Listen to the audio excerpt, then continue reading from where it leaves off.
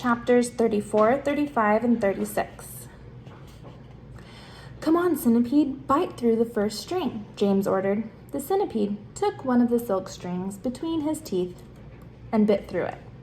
And once again, but not with an angry cloudman dangling from the end of the string this time, a single seagull came away from the rest of the flock and went flying off on its own. "Bite another," James ordered. The centipede bit through another string. "Why aren't we sinking? We're not sinking. No, we're not sinking."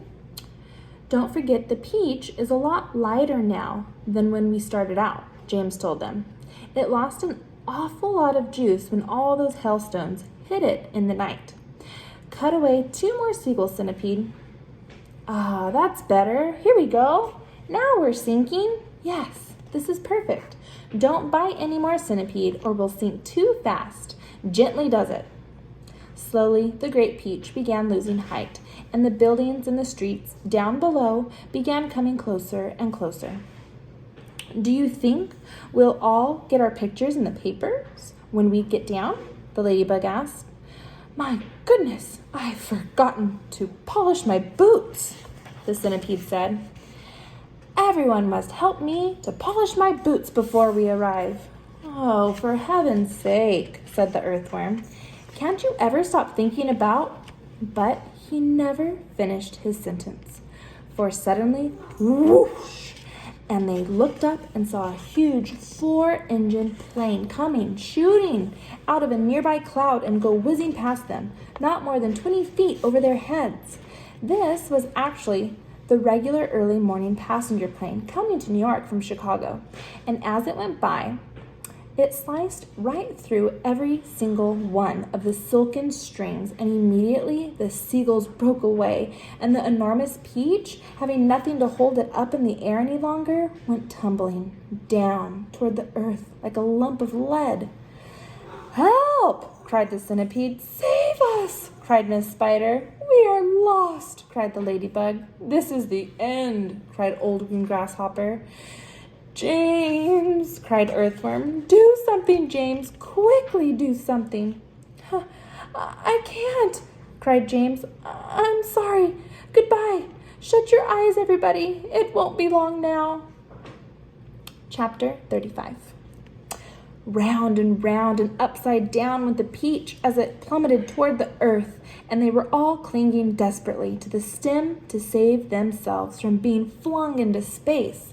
Faster and faster it fell, down and down and down, racing closer and closer to the houses and streets below, where it would surely mash into a million pieces when it hit.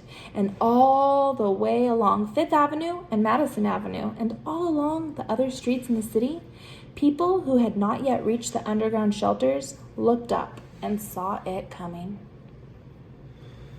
And they stopped running and stood there staring in a sort of stupor at what they thought was the biggest bomb in all the world falling out of the sky onto their heads.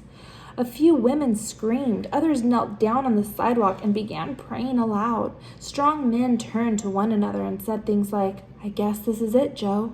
Goodbye, everybody. Goodbye." And for the next 30 seconds, the whole city held its breath, waiting for the end to come.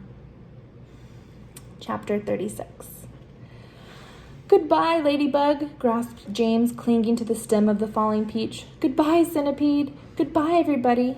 There were only a few seconds to go now, and it looked as though they were going to fall right in among all the tallest buildings.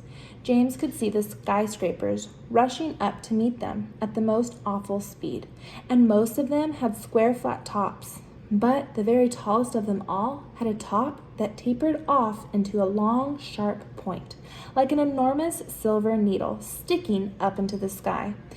And it was precisely onto the top of this needle that the peach fell. There was a squelch.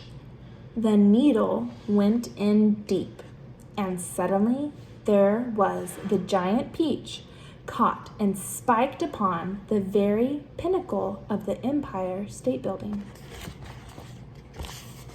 So the Empire State Building caught him. And that's the end of chapter 36. Catch you tomorrow.